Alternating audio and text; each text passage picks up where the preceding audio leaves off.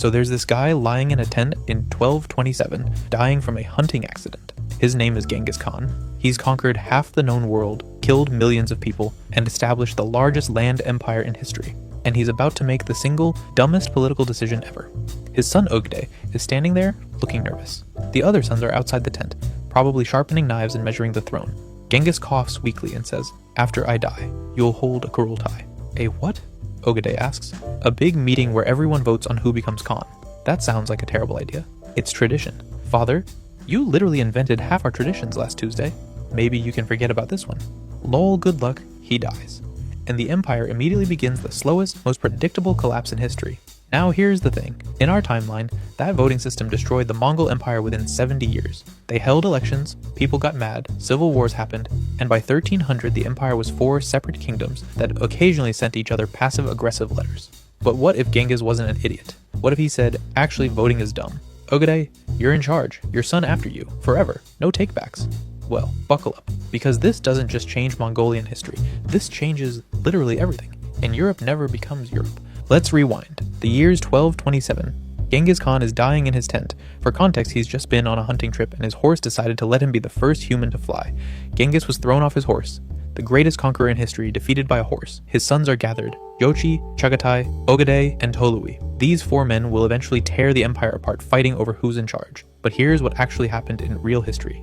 Genghis dies without clearly naming an heir. He vaguely says Ogedei should probably be Khan, but it's not official. So the sons hold a Kurultai, a big council meeting, to vote. This takes 2 years. 2 years, during which nobody's running the empire.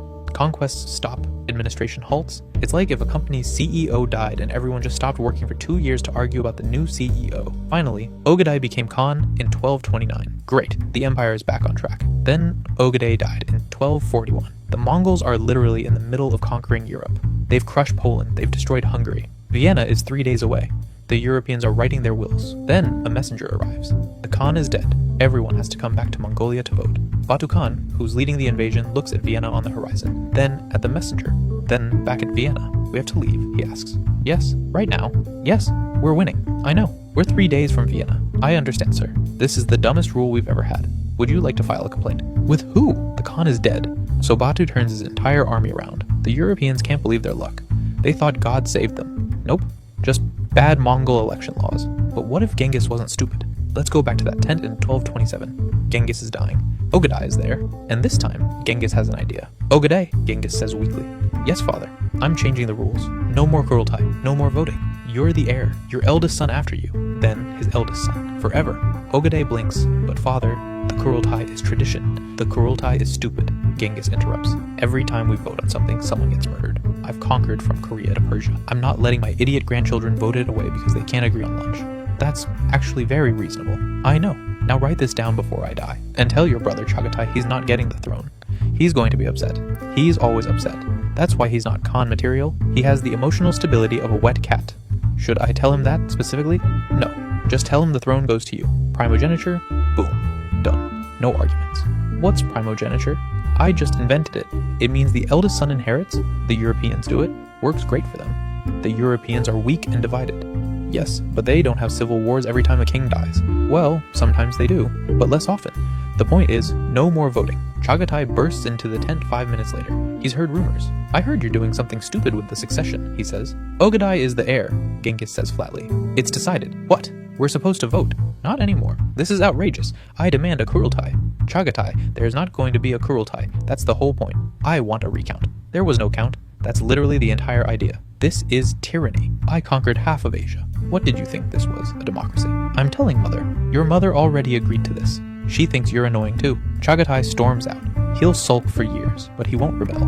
Nobody rebels against Genghis Khan, even when he's dying. The man's reputation is basically a weapon at this point. Genghis dies in 1227. Ogedei becomes Khan immediately. No 2-year delay, no arguments, no civil war. The empire keeps running like a well-oiled siege engine.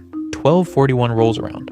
Ogedei is still alive because in our timeline, he drank himself to death partly from stress, but with less succession drama, there's less stress.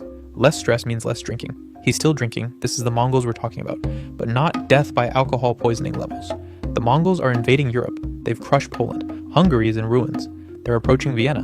Ogedei doesn't die, the messenger doesn't arrive. The Mongols don't turn around.